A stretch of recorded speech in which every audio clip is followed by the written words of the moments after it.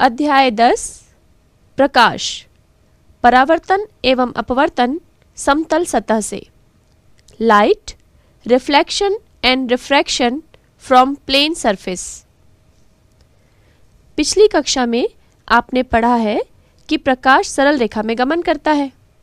किसी प्रकाश स्रोत से दर्पण व काले कागज की सहायता से प्रकाश किरण प्राप्त की थी। इस प्रकाश किरण से आपने कई प्रयोग भी करके देखे थे। आपने देखा था कि जब कोई वस्तु प्रकाश के मार्ग में रुकावट पैदा करती है तो उस वस्तु की छाया उत्पन्न होती है। छाया इस बात पर निर्भर करता है कि वस्तु प्रकाश के लिए कितनी अपारदर्शक है। पूर्णतः पारदर्शक वस्तु की छाया नहीं बनती, परंतु वास्तविकता में अधिकांश वस्तुएं पूर्णतः पारदर्शक अथवा अपारदर्शक नहीं होती हैं। वस्तु अपने ऊपर पड़ने वाले प्रकाश की कुछ मात्रा को परावर्तित करती है, कुछ मात्रा को अपवर्तित करती है व कुछ मात्रा को अवशोषित करती है। आपने प्रयोगों द्वारा यह भी देखा था कि प्रकाश हमेशा सरल रेखीय पथ पर गमन करता है। क्या यही कारण है कि हमें दूसरे कमरे में रखी वस्तु दिखाई नहीं देती है? इस अध्याय में हम समतल सतहों पर प्रकाश के परावर्तन एवं अपवर्तन की घटना का अध्ययन करेंगे।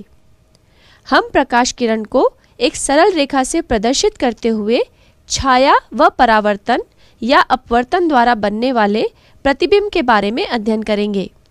इसमें आप सीखेंगे कि रेखा गणित का उपयोग कर हम कई उपयोगी सूत्र बना सकते हैं और उनसे प्रतिबिंब का स्थान, प्रकृति, आकृति का सटीक अनुमान लगा सकते हैं। परंतु उससे पहले हम छाया का अवलोकन एक क्रियाकलाप द्वारा करेंगे। क्रियाकलाप 1, पेंसिल के भाग की छाया की लंबाई का अवलोकन करने के लिए पेंसिल को आलू के कटे हुए टुकड़े पर लंबवत लगाएं ताकि वह स्थिर रहे। अब पेंसिल के ऊपरी भाग से 10 सेंटीमीटर नीचे एक ऑलपिन को मोम या गोंद से लंबवत चिपकाएं। पेंसिल की छाया का अवलोकन करें।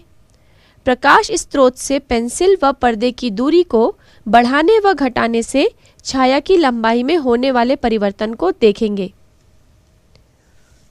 यदि स्रोत से पेंसिल की दूरी घटा दी जाए, अर्थात पेंसिल व पर्दे की दूरी बढ़ा दी जाए और पर्दे को स्थिर रखा जाए तो छाया का आकार बढ़ जाता है। यदि पेंसिल को स्रोत से दूर लिया जाए तो छाया छोटी हो जाती है।